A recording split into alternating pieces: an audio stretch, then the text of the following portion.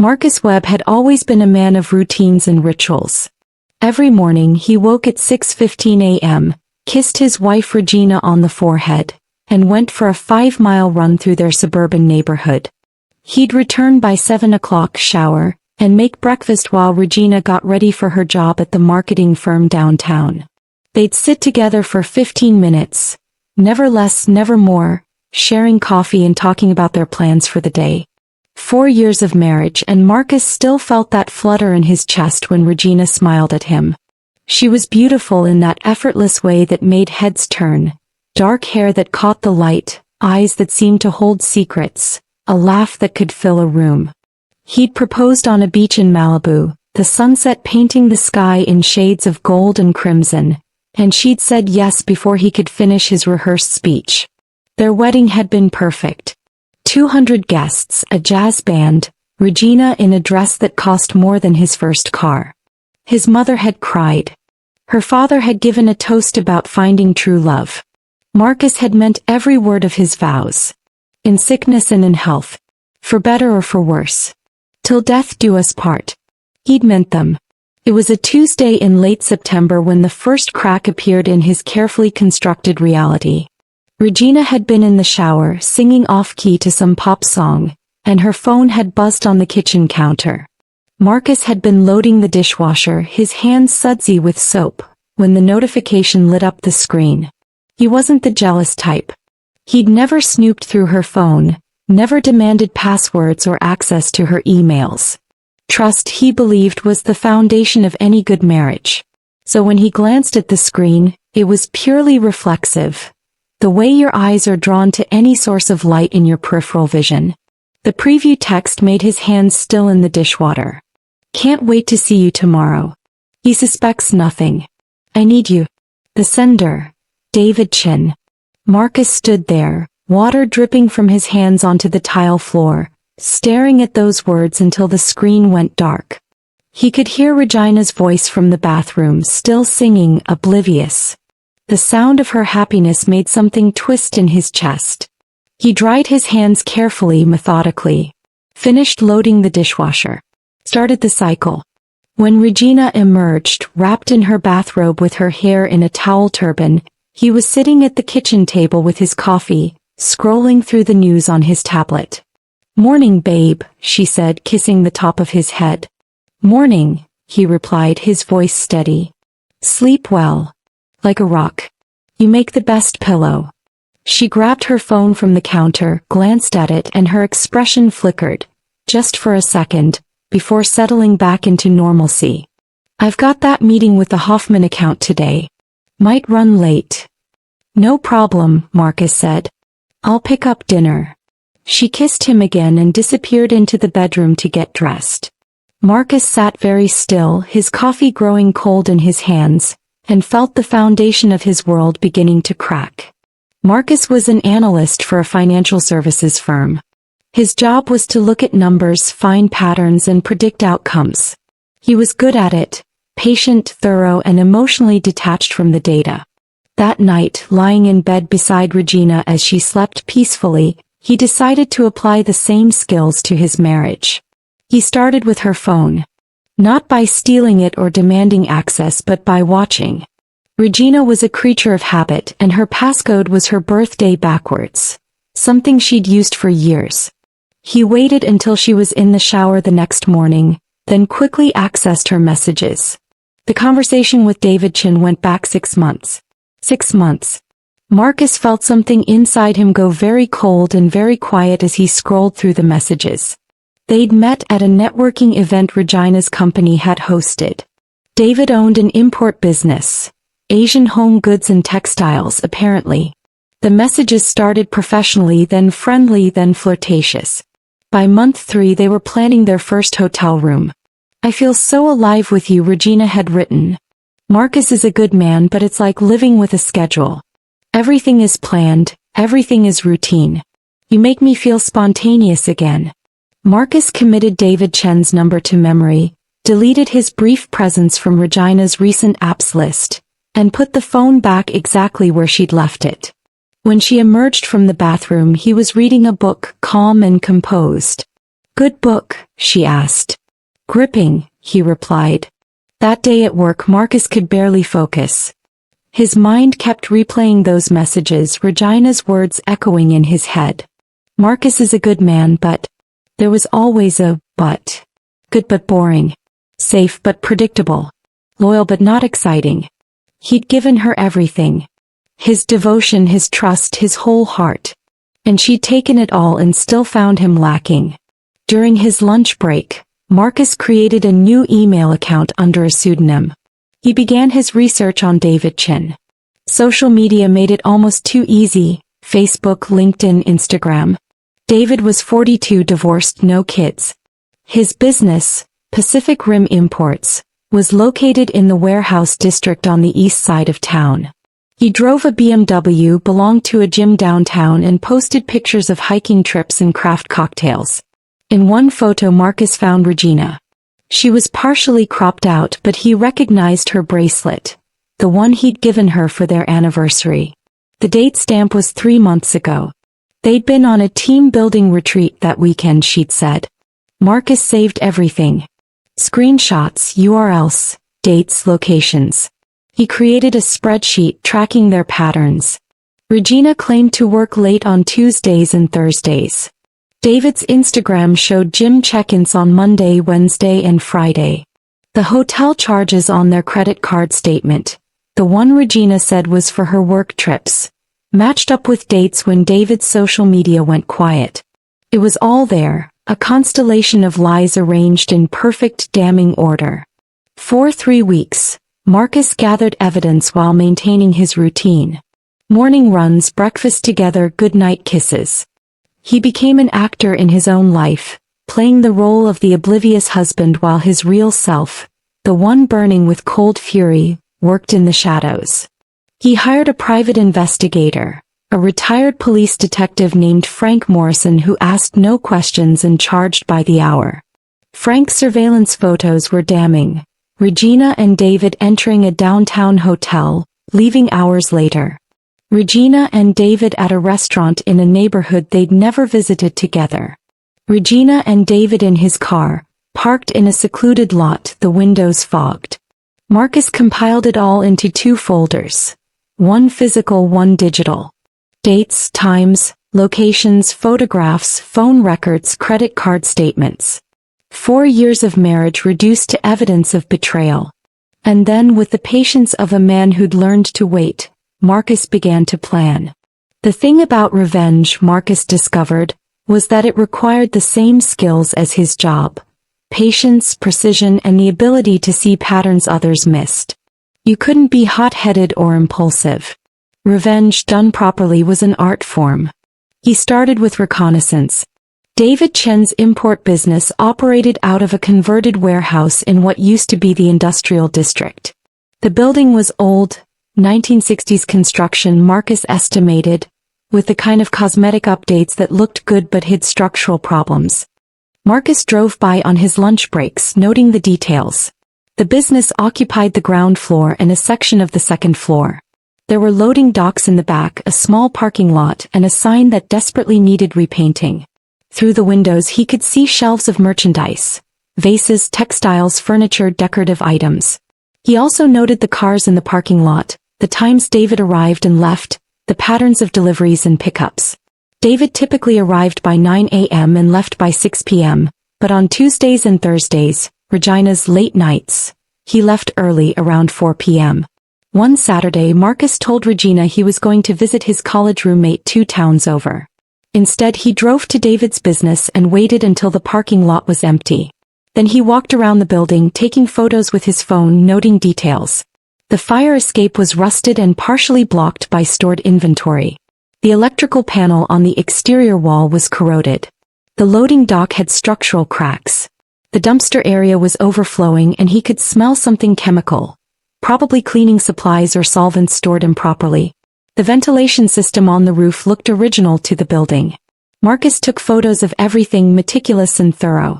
Then he spent his Sunday at the city planning office, open to the public, reviewing building permits, zoning regulations, and business licenses. What he found was a treasure trove of violations. Pacific Rim Imports was zoned for wholesale only, but David was clearly doing retail sales. The building permit for the second-floor renovation had never been finalized. The fire safety inspection was 2 years overdue. The business license listed a different square footage than what David actually occupied. Marcus made copies of everything. He cross-referenced regulations, noted specific code violations and prepared a detailed report. But he didn't file it yet. That would be step 3. Step 1 was destroying David's employment. David Chen's import business wasn't his only source of income.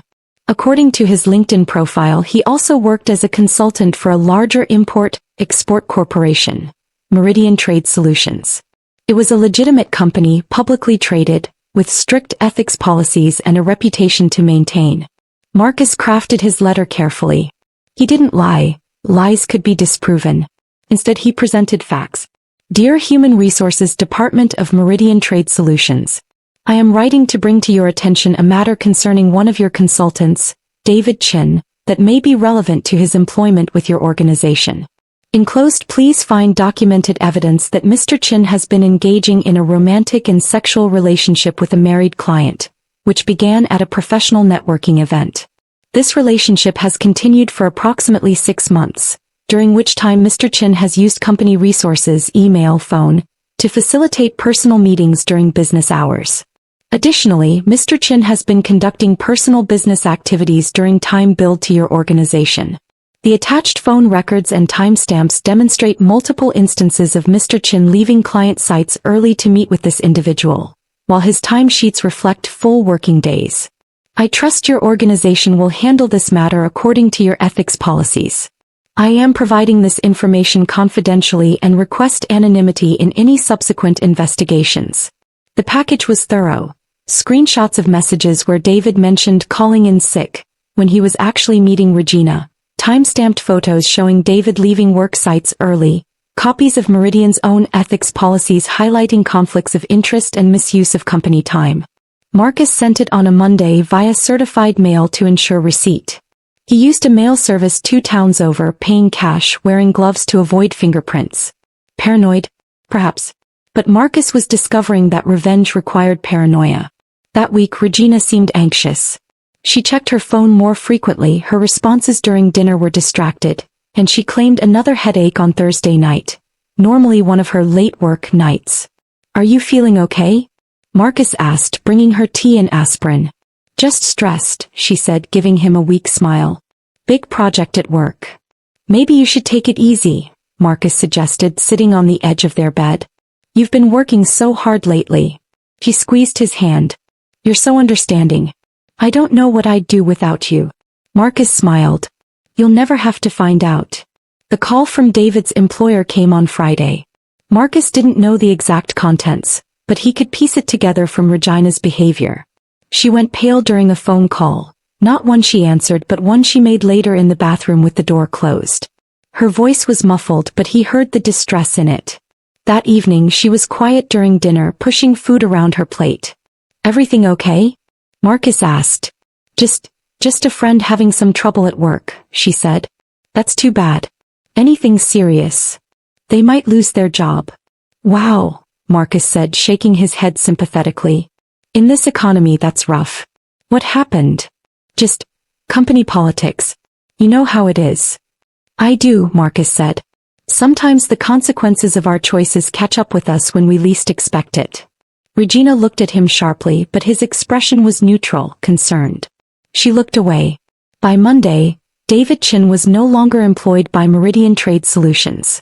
Marcus knew because he'd been monitoring David's LinkedIn profile, and by Monday afternoon, the Meridian Trade Solutions entry had been quietly removed. Regina came home that night red-eyed. She claimed allergies. Marcus made her favorite dinner and held her while they watched television. She fell asleep on his shoulder and Marcus stared at the ceiling, feeling nothing at all. Step 1, complete. With David's consulting income gone, Pacific Rim Imports became his sole livelihood. Marcus knew from his research that the business was profitable but not wildly successful.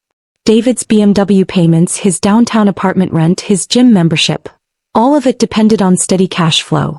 It was time to remove that foundation entirely. Marcus spent 2 weeks assembling his complaint to the city. It was a masterwork of bureaucratic precision. 37 pages extensively footnoted with photographic evidence, copies of regulations and detailed descriptions of each violation. The zoning violations alone were damning. Pacific Rim Imports was conducting retail sales in a wholesale-only zone, a violation that carried substantial fines. The building itself was a disaster. The unpermitted second-floor renovation, the overdue fire safety inspection, the blocked fire exits, the corroded electrical systems, the improper storage of flammable materials. Marcus had even found environmental violations. The loading dock drainage system emptied directly into the storm sewer without any filtration. Illegal for a business handling imported goods that might have been treated with chemicals. He didn't sign the complaint with his real name.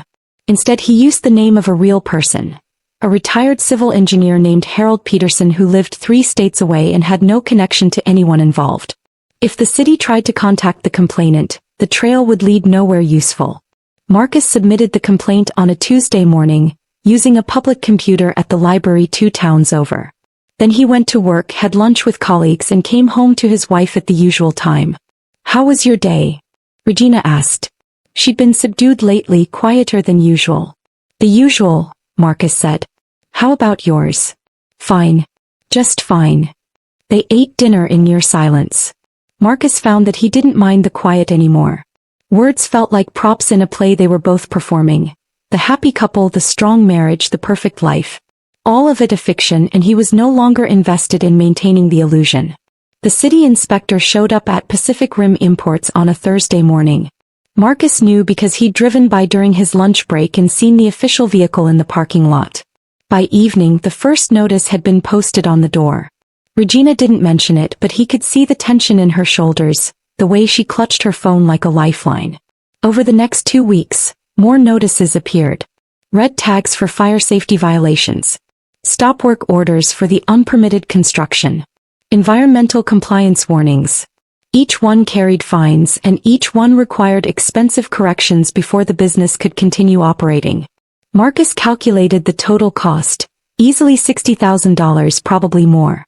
Money David Chin didn't have, especially without his consulting income. By the 3rd week, Pacific Rim Imports had closed its doors. The windows were dark, the parking lot empty. A for lease sign appeared on the building. Regina cried that night. Real tears, the kind that shook her shoulders and made her gasp for breath.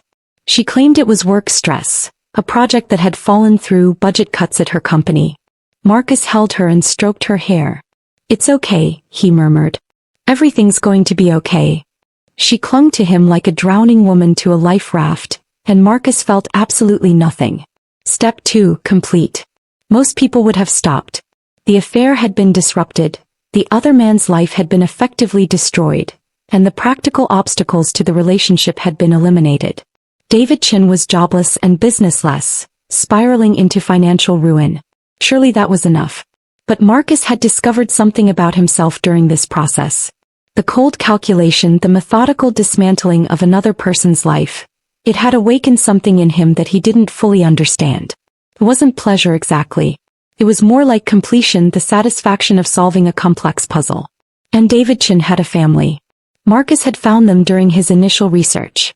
Parents in Seattle, deceased, and an older brother named Thomas Chin who lived 30 minutes away in Riverside. Thomas was 45, married to a woman named Lisa for 6 years, and worked as an accountant for a mid-sized firm.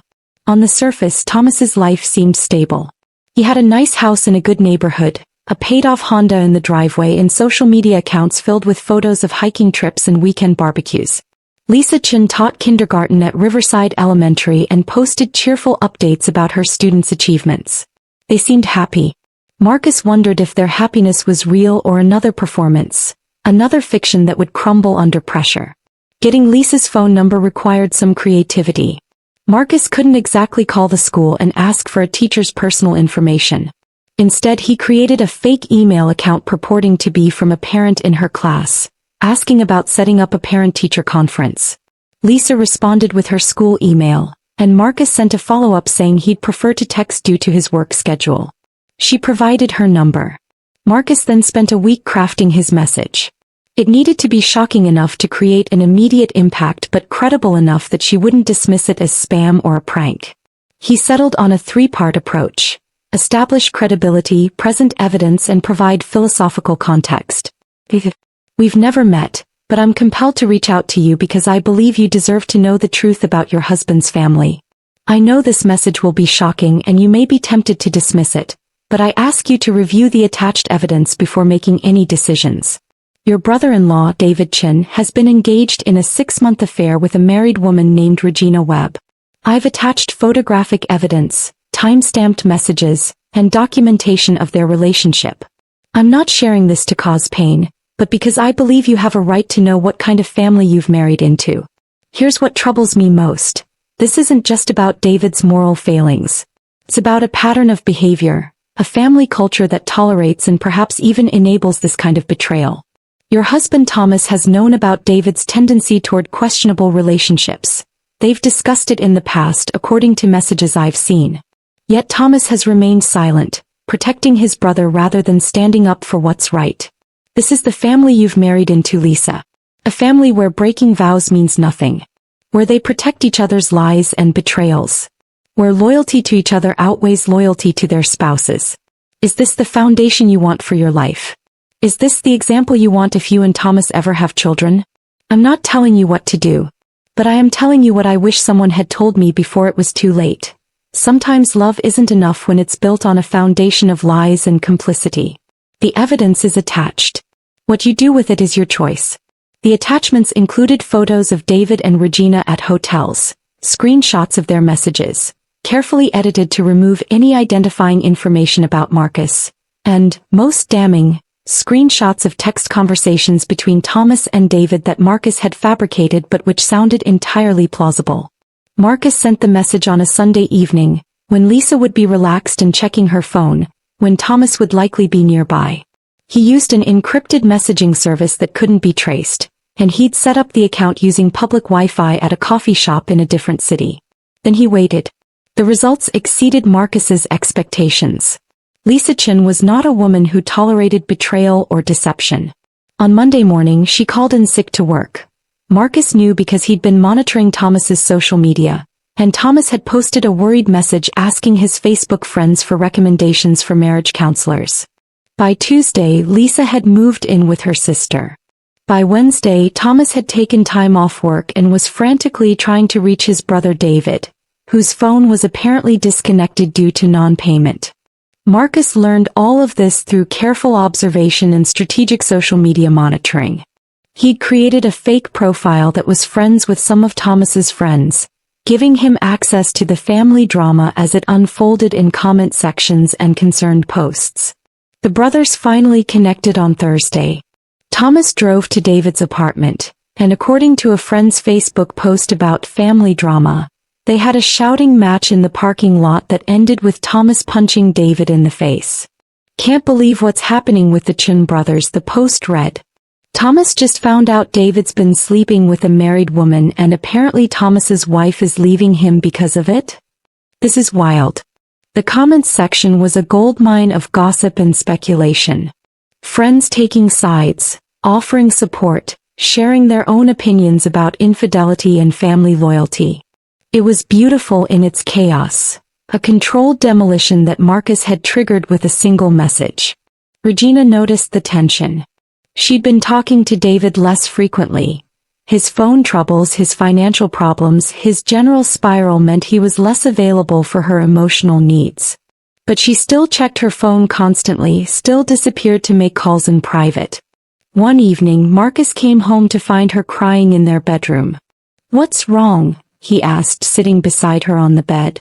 "Just, a friend is going through something terrible," she said. "His family is falling apart." "I'm sorry," Marcus said. "Is there anything you can do to help?" "No," she whispered. "I think it's too late for that." Marcus held her, and for just a moment he felt a flicker of something that might have been guilt. Lisa Chin was innocent. She'd done nothing wrong except marry into the wrong family. Her life was being destroyed because Marcus needed to punish David Chin and she was collateral damage.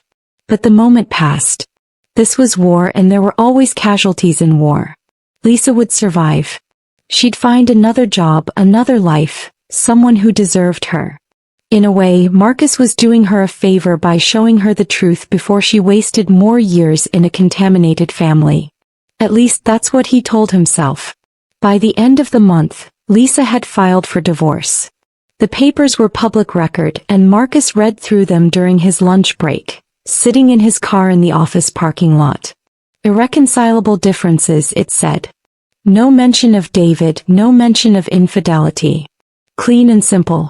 Thomas's social media went dark after that. No more posts, no more updates. Just silence, which was somehow more devastating than any angry rant could have been.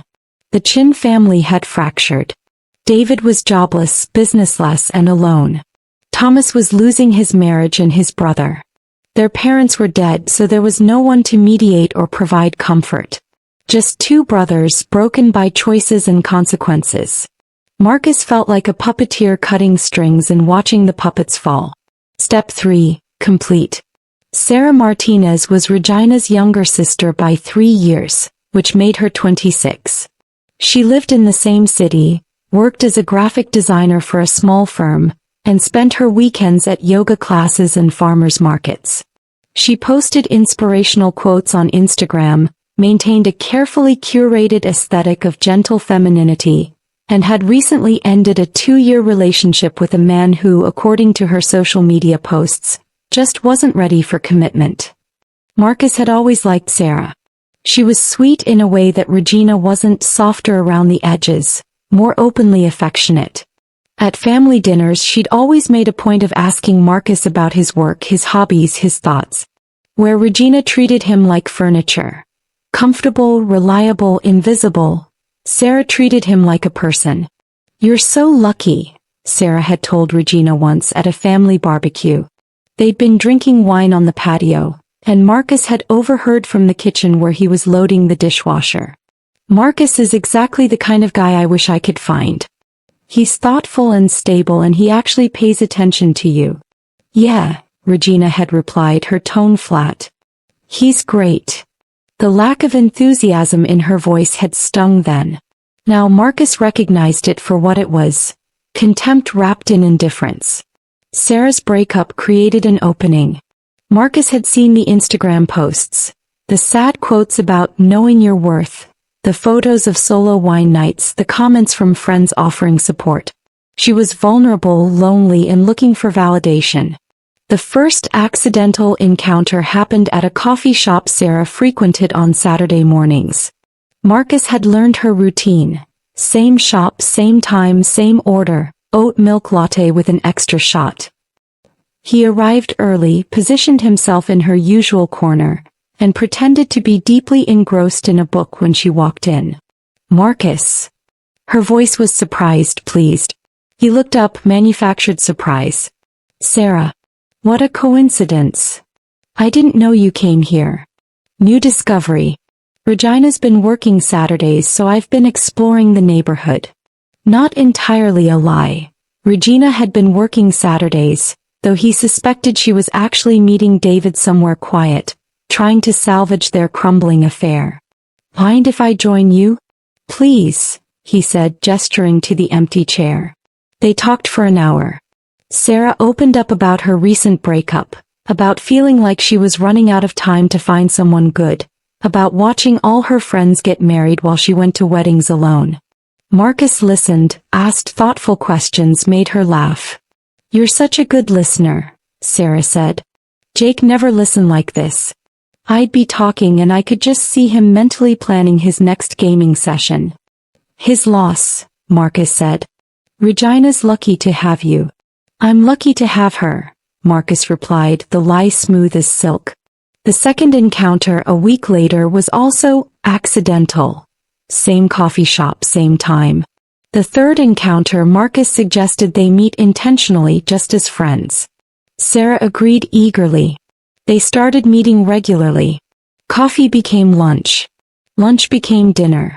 Sarah talked about her life, her dreams, her frustrations. Marcus was patient, attentive, everything Jake apparently hadn't been. He took her to an art gallery she'd mentioned wanting to visit. She took him to a new Thai restaurant. They texted throughout the week. Funny observations, shared articles, memes. Nothing inappropriate, nothing that crossed any lines. Just two people becoming close. "I probably shouldn't say this," Sarah said one evening over their fourth dinner together, wine loosening her tongue, "but I think about you a lot. I know you're married to Regina and I would never. I just mean you make me feel seen. Like I matter." "You do matter," Marcus said, reaching across the table to take her hand. "You matter a great deal." She squeezed his hand, her eyes bright with tears and wine. "Why couldn't I find someone like you before you were taken?" "Timing," Marcus said. "Everything's about timing." The first kiss happened 2 weeks later in his car after dinner. Sarah had been talking about feeling stuck in her life and Marcus had said something comforting, and then she'd leaned toward him and it just happened. Soft, tentative, tasting of wine and desperation. "I'm sorry," she breathed. "I shouldn't have." He kissed her again, deeper this time. "Don't apologize." "But Regina doesn't appreciate what she has," Marcus said, echoing words Sarah herself had once said. "You and I both know that." The affair began that night, in Sarah's apartment with its carefully curated aesthetic and inspirational quotes on the walls. It was different from what Regina and David had. This was mutual use, a transaction where both parties got what they needed. Sarah needed validation and attention. Marcus needed the final piece of his revenge. They were careful at first. Meeting at Sarah's place when Regina was working late. Really meeting David. Using encrypted messaging apps. Maintaining the pretense of casual friendship in public. But as weeks went by, Marcus became less careful. He wanted Regina to find out. He wanted her to feel the knife twist. He started leaving traces. A receipt from a restaurant he'd visited with Sarah, left in his pants pocket. A text message thread not quite deleted. A perfume scent on his collar that wasn't Regina's. Regina didn't notice. She was too consumed with David's problems, too focused on her own crumbling affair to pay attention to her husband's activities. So Marcus became bolder. He took Sarah to Regina's favorite restaurant. He bought Sarah a bracelet similar to one he'd given Regina. He posted a photo on social media, carefully cropped, but Sarah's hand was visible at the edge, her distinctive ring unmistakable to anyone who knew her. Regina's mother called her that week, asking awkward questions about whether everything was okay with Marcus, whether Regina had noticed him spending time with Sarah. Regina had laughed it off, said they were just friends, that her mother was seeing problems where none existed. Marcus found that he enjoyed the irony. Sarah missed her period in early December. Marcus knew before she took the test, could see it in her face when they met for lunch, in the way she ordered water instead of wine, in the nervous energy that radiated from her. "I need to tell you something," she said. "You're pregnant." Her eyes widened. "How did you? You've been different. I notice things." "I'm scared," she whispered. "I don't know what to do. We can't." Regina would. "Regina is going to find out eventually," Marcus said calmly. "About everything." "What do you mean everything?" "I mean that our relationship isn't the only secret that's been kept in this family." He told her then, laying it all out. Regina's affair with David, his discovery of it months ago, his systematic destruction of David's life. Sarah listened, her face going pale, one hand unconsciously moving to her stomach. "You knew," she breathed. "All this time, you knew Regina was cheating and you never said anything?" "I said something," Marcus replied. "Just not with words. And us. This whole thing with us. Was that just revenge?" Marcus considered lying, considered softening it, making it sound romantic or at least less calculated. But he was tired of lies. "At first, yes. I wanted to hurt Regina the way she hurt me. But it became something else. You made it something else." "What does that mean?" "It means I care about you. And this baby, our baby, is real regardless of how it started." Sarah stood up so abruptly her chair scraped against the floor. Other diners looked over. "I need to go," she said. "I need to think." "Sarah. Don't. Just, give me time." She left and Marcus sat alone at the table, his coffee going cold. He'd meant what he said about caring for her, even if he couldn't quite define what that care looked like. It wasn't love, he wasn't sure he was capable of that anymore. But it was something. Sarah called him 3 days later. I'm keeping the baby, she said. And I'm telling Regina. She deserves to know what her husband and her sister have been doing. She's been doing the same thing, Marcus pointed out. That doesn't make ours right. I never said it did. The conversation with Regina happened on a Saturday afternoon. Sarah had asked them both to come to her apartment, said it was important, said it couldn't wait. Regina had been irritated. She'd planned to meet David, who was trying to rebuild some semblance of a life, but Sarah had insisted. Marcus drove them both. Regina was silent in the passenger seat, checking her phone, probably texting David to postpone. Marcus wondered if she'd finally noticed that he didn't seem surprised by Sarah's summons, didn't ask questions about what this could be about. Sarah's apartment was tidy, everything in its place. She'd made tea, set out cups, arranged cookies on a plate like this was some kind of social visit. Her hands shook as she poured. I need to tell you both something, Sarah began, then looked at Marcus. Actually, I need to tell Regina something. You already know. Regina finally looked up from her phone. Tell me what. Marcus and I have been seeing each other. For 3 months. And I'm pregnant. The silence that followed was absolute. Regina's face went through a series of expressions. Confusion, disbelief, anger, betrayal. Each one flickering across her features like frames in a film. What? She finally whispered. We've been having an affair, Sarah said, her voice steady despite her tears. It's been going on since September. And I'm 10 weeks pregnant with his child. Regina looked at Marcus. Tell me she's lying. I can't tell you that, Marcus said quietly. Regina stood, her teacup clattering to the table. You were sleeping with my sister? While you were sleeping with David Chin, Marcus replied, his voice perfectly calm. Yes. The color drained from Regina's face. How did you? I've known for months, Regina. About David, about the hotels, about the lies. All of it. Sarah looked between them, realization dawning. You knew. When Marcus and you already knew about David. I did, Marcus confirmed. That's sick, Sarah breathed. That's really sick. Is it? Marcus asked. More sick than breaking your marriage vows? More sick than destroying someone's trust? I simply learned from the best. Regina was crying now, angry tears streaming down her face. You bastard. You cold, calculating bastard. She looked at Sarah. And you, my own sister. I didn't know about David, Sarah said. I thought your marriage was solid. I thought I was the terrible person in this scenario. You are a terrible person. Regina shouted. Both of you are. This is unforgivable. Unforgivable, Marcus echoed. Yes, that's exactly the word I used when I found out about David. Unforgivable. Regina turned on him, fury replacing shock. That's different. What you did, going after David, destroying his life, sleeping with my sister and getting her pregnant, that's psychotic. Different how? Marcus asked, genuinely curious. Because you did it first? Because you had reasons that made sense to you? I had reasons too, Regina. You broke something in me and I broke everything around you in return. David didn't deserve what you did to him. And I didn't deserve what you did to me. But here we are. Sarah sank into her chair, her hands wrapped around her stomach protectively. I need you both to leave, she said quietly. I can't do this right now. I need to think about what's best for my baby. Sarah, Regina began. Please. Just go.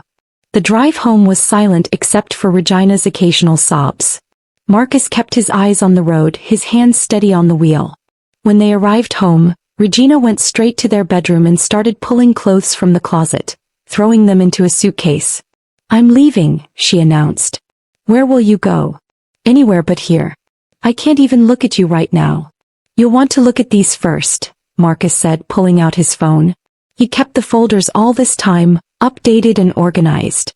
He showed her the evidence of her affair. Every photo, every message, every receipt. I've known since September. I documented everything. Regina stared at the screen, her face ashen. You've been collecting evidence? For months. I'm a thorough person.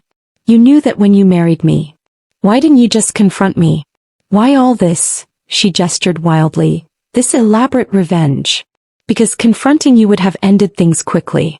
You'd have apologized maybe or justified it and we'd have gotten divorced. But that felt insufficient. You didn't just cheat on me, Regina. You made me feel like I was boring, predictable, not enough.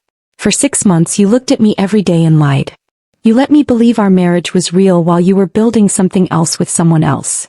So you decided to destroy David's entire life? I decided he should understand what it feels like to lose everything. His job, his business, his family, and eventually you. Because you were going to leave me for him, weren't you? Regina's silence was answer enough. That's what I thought, Marcus continued. So yes, I made sure David Chin lost everything just like I would have lost everything. The difference is he actually deserved it. And so did you. What about Sarah? Regina demanded. Did she deserve to be used in your sick game? Marcus paused. That question had weight. Sarah was different. She started as part of the plan, yes. But it became real. The baby is real. You're insane, Regina whispered. You're actually insane. Maybe. Or maybe you broke something in a good man and created something else. We'll never know for sure. Regina left that night, her suitcase only half-packed, her eyes wild with fury and hurt.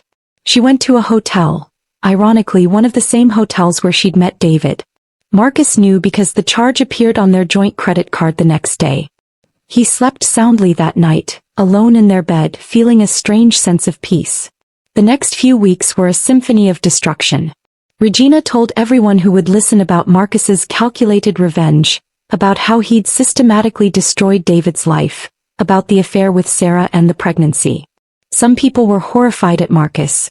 Others asked the uncomfortable question, but didn't Regina cheat first?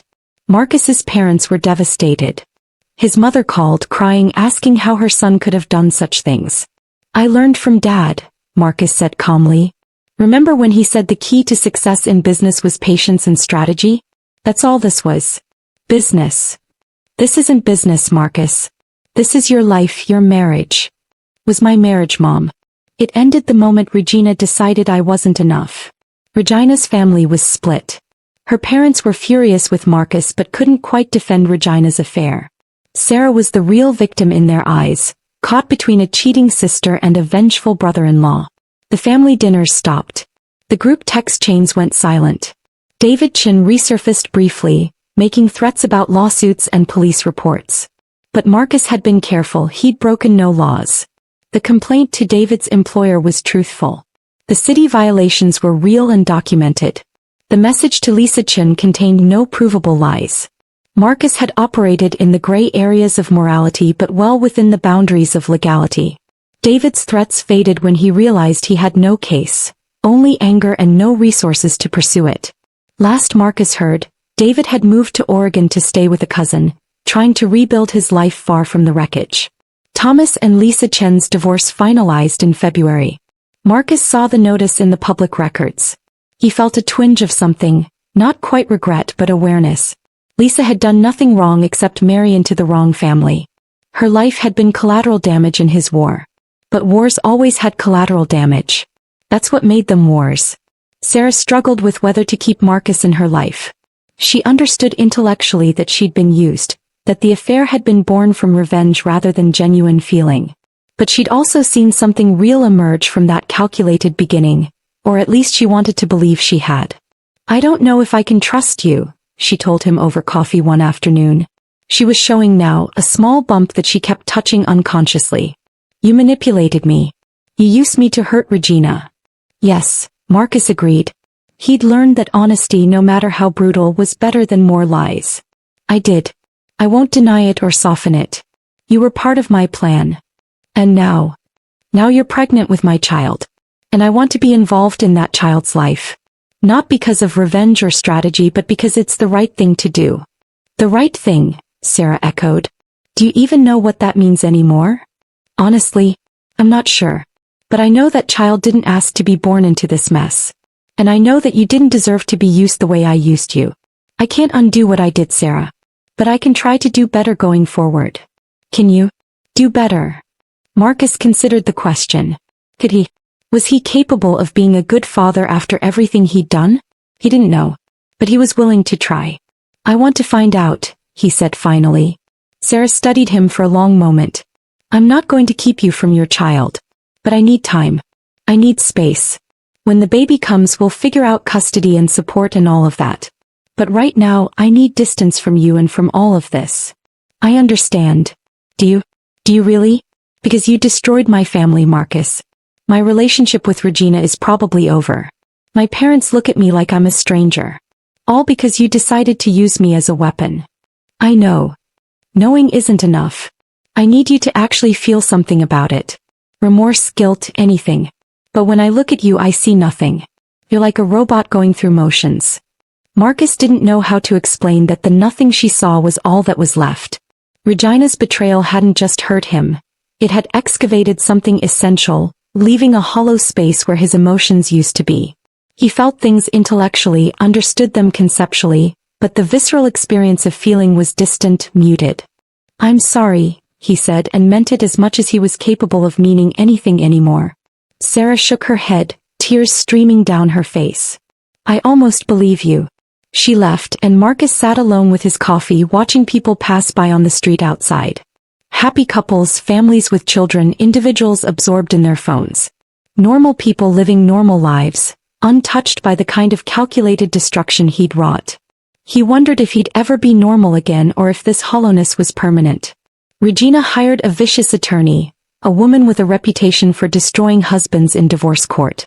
She wanted everything: the house, the savings, alimony, revenge of her own. The attorney was confident. After all, Marcus had admitted to adultery, had gotten his wife's sister pregnant, had engaged in what could be described as harassment of Regina's boyfriend. But Marcus had also hired an attorney, a quiet man named Robert Chin, no relation to David or Thomas, who specialized in high-conflict divorces. Robert reviewed Marcus's evidence folder and smiled. Your wife is going to have a bad time, Robert said. The evidence of Regina's affair, documented meticulously over months, painted a clear picture. She'd spent marital funds on hotels and gifts for David. She'd lied about working late. She'd violated the trust and fidelity that were foundational to the marriage contract. Marcus's affair with Sarah had come after Regina's affair with David, provable through timestamps and records. While that didn't make it right, it significantly undermined Regina's claim to moral high ground. The divorce proceedings were brutal. Regina's attorney tried to paint Marcus as a psychopath, but Marcus's attorney countered with Regina as the initial betrayer. The judge, tired of both sides, eventually ruled down the middle. Assets split equally, no alimony for either party, and a strong suggestion that they both seek therapy. Marcus was fine with that. He'd never wanted Regina's money or possessions. He just wanted it over. The divorce finalized on a Tuesday in April, exactly 8 months after Marcus had discovered Regina's affair. He signed the papers in his attorney's office, feeling nothing. Another chapter closed, another piece of his old life dismantled. How do you feel? Robert asked. Empty, Marcus replied truthfully. That's normal after a contentious divorce. Give it time. But Marcus knew it wasn't about time. The emptiness had been there since September, since the moment he'd seen that text message and felt something inside him break. Time wouldn't fix that. Nothing would. Sarah gave birth on a muggy evening in June. She'd called Marcus from the hospital, her voice tight with pain and fear, and he'd driven there immediately. Her parents were there too, cold and distant with Marcus but focused on their daughter. Labor was long, 14 hours of Sarah crying and cursing and squeezing his hand until his fingers went numb. Marcus stayed the entire time, getting her ice chips, breathing with her through contractions, being present in a way he'd never been for anything in his life.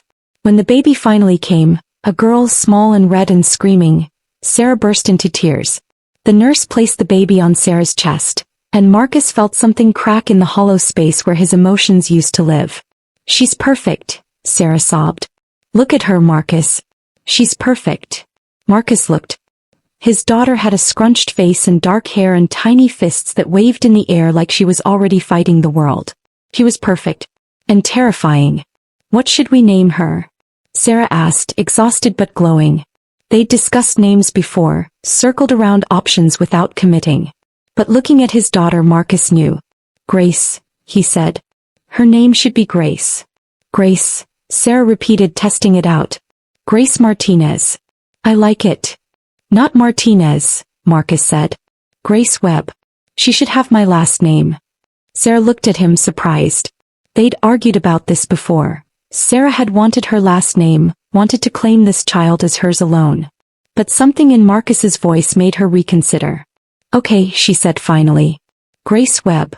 Marcus held his daughter for the first time, this tiny creature who existed because of his revenge but who was innocent of all of it.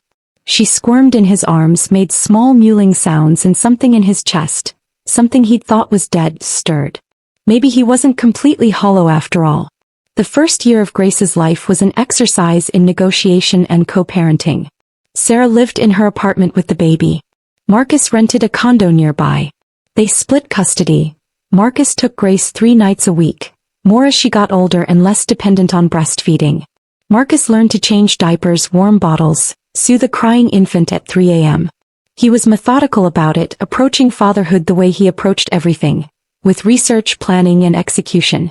He read parenting books, took a CPR class, baby-proofed his condo with industrial thoroughness. Sarah watched him with a mixture of admiration and sadness. "You're a good father," she told him once. "Better than I expected." "What did you expect?" "I don't know. That you'd be cold, distant. Like you are with everything else." "I'm different with her," Marcus said, and it was true. With Grace he felt things. Not the full spectrum of emotions he'd once had, but something. Warmth, protectiveness, a fierce love that surprised him with its intensity. "I see that," Sarah said softly. "I just wish you could be that person with everyone else too." But Marcus couldn't. With everyone else, coworkers, friends, even Sarah, he was still hollow, still going through motions. Only with Grace did that hollowness fill. Regina resurfaced occasionally, usually via angry emails or social media posts about betrayal and revenge. She'd started dating someone new, a divorced architect who seemed appropriately safe and boring. Marcus was happy for her. In the abstract way, he was happy about anything that didn't involve his daughter. David Chin remained in Oregon. Marcus had heard through mutual acquaintances that he'd found work with another import company, was slowly rebuilding his life. Thomas Chin had remarried, quickly and perhaps rashly, to a woman he'd met at his divorce support group. The Chin family was fractured but healing in their way. Lisa Chin, the truly innocent victim in all of this, had moved across the country and started fresh. Marcus thought about reaching out, apologizing for the collateral damage, but decided against it. What could he possibly say that would matter? His apology would be hollow, and she didn't need his guilt adding to her burden. On Grace's 3rd birthday, Marcus threw a party at a local park. Sarah came, of course, and her parents and some of Grace's friends from preschool. Regina was not invited, though she'd sent a gift. A stuffed animal that Grace ignored in favor of the toy kitchen Marcus had assembled. Marcus watched his daughter play, her dark hair flying as she ran between the playground equipment, her laugh high and bright. She was happy. Well adjusted. "She's lucky to have you," Sarah said, standing beside him. "I'm lucky to have her," Marcus replied. "Are you happy?" Sarah asked suddenly. "I mean really happy, not just going through motions?" Marcus considered the question. Was he happy?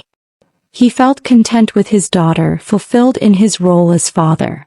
But happiness? That seemed like too strong a word for what he felt. "I'm at peace," he said finally. "That's more than I expected." Sarah nodded, understanding in her expression. "I've been seeing someone," she said. "His name is James. He's a teacher at my company. He knows about Grace, about our situation. He's okay with all of it." "That's good," Marcus said, and meant it. "You deserve someone good." "So do you."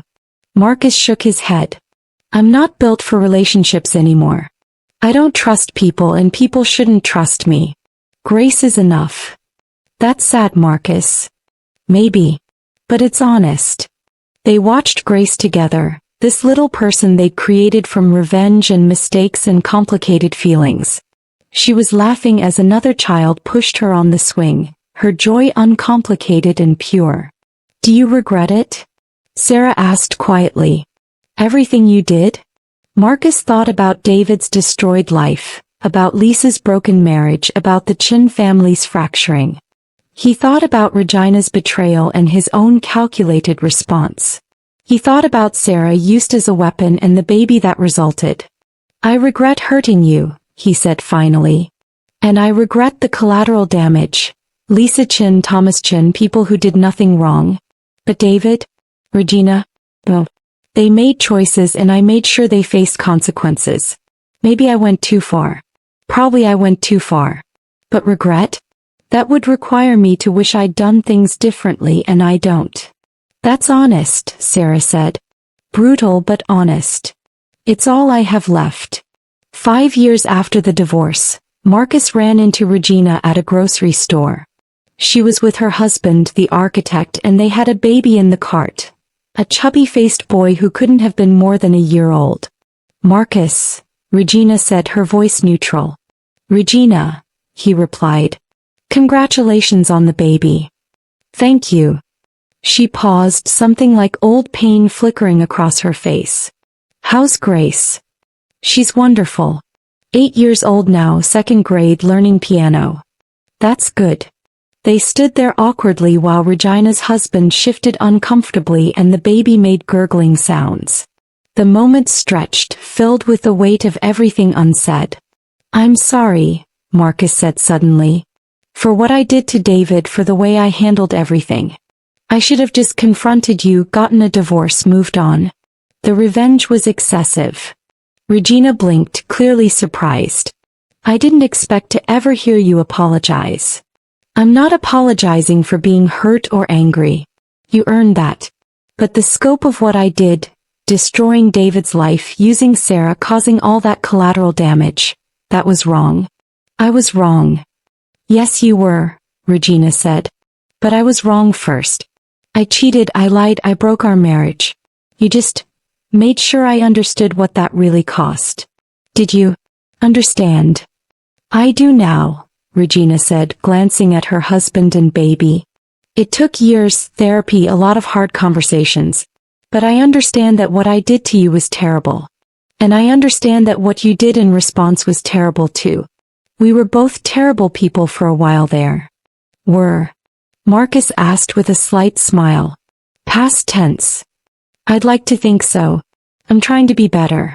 Are you? Marcus thought about his daughter, about the hollow spaces inside him that only filled when Grace was around, about the walls he'd built that kept everyone else at arm's length. I'm trying, he said. I don't know if I'm succeeding. That's something, Regina said.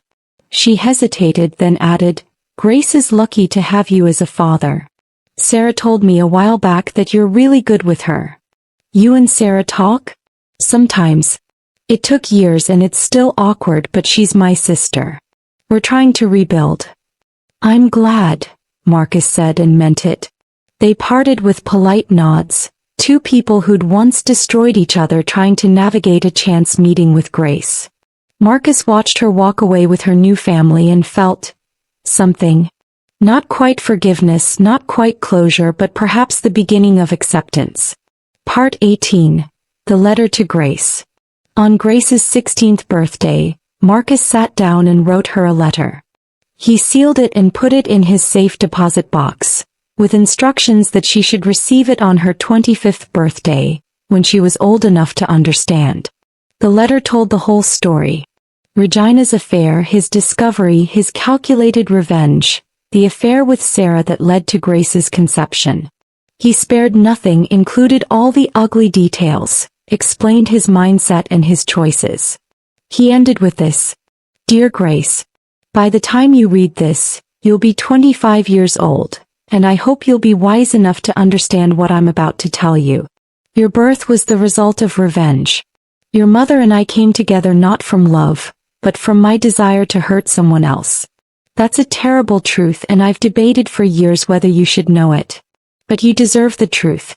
You deserve to know that you were conceived in darkness, born from my worst impulses and most calculated cruelty. Here's what you also deserve to know. You became my redemption. When you were born, when I held you for the first time, something in me, something I thought was dead, came back to life. You made me want to be better, even though I'm not sure I've succeeded. You filled spaces in me that I thought were permanently hollow. You taught me that even things born from darkness can become light. I was a terrible husband. I was cruel and calculating, and I hurt a lot of people, some of whom deserved it and some who didn't. But with you I tried to be good. I tried to be the father you deserved, even though you were born from choices no child should have to carry. I don't know if I succeeded in being a good father. By the time you read this, you'll know better than I do. You'll have memories of our time together, and you'll be able to judge for yourself whether I managed to give you the love and stability I never found in my own heart. But I want you to know this. You are not a mistake. You are not the product of revenge. You are grace, fully yourself, independent of the circumstances that created you. The darkness of your conception has no claim on your light. I love you. That's the most real thing I've ever felt since the night I discovered your mother's sister's betrayal. Everything else in my life became performance strategy walls. But loving you, that was real. That is real. Whatever you do with this information is up to you. You can be angry at me, disgusted by my choices, horrified by the man I became. You have that right. But know that you were always loved. Your father, Marcus. He sealed the letter, placed it in an envelope with instructions for his attorney, and locked it away. Grace would read it someday, long after he was gone or too old to defend his choices. She would judge him. And he would deserve whatever judgment she rendered. At 45, Marcus sat in his condo, alone except for the photos of Grace that covered every surface. She was 21 now, in college, studying psychology with a minor in philosophy. She wanted to understand people, she'd told him, wanted to help them navigate their darkness. He wondered if she'd chosen that path because of him, because of the darkness she'd sensed in him even as a child. She'd always been perceptive, always watching him with those knowing eyes. Sarah had married James, the teacher, and they'd had 2 more children, Grace's half-siblings. They'd invited Marcus to the wedding and he'd gone, sitting in the back watching Sarah smile at her new husband with genuine happiness. He was glad she'd found that. She deserved it. Regina was still married to the architect. They had 3 children now, a whole new life built on the ruins of the old one. Marcus had seen her at Grace's high school graduation and they'd been cordial, even friendly. Time had softened the edges of their mutual destruction. David Chin had remarried too, Marcus had heard. Someone he'd met in Oregon, someone who didn't know about the affair or the destruction that had followed. A fresh start in a new place. Marcus hoped it worked out for him, hoped David had learned something from the experience. Thomas and Lisa Chin had both moved on, built new lives. The Chin family remained fractured, but the pieces had found new configurations, new stability. All the people Marcus had hurt were healing, or at least trying to. They were building new lives from the wreckage he'd created. And Marcus? He existed in a comfortable numbness, filled only by his love for his daughter, hollow everywhere else. He'd never remarried, never seriously dated. People exhausted him, relationships felt impossible. He had his work, his routines, and his daughter. It was enough. Or at least he told himself it was enough.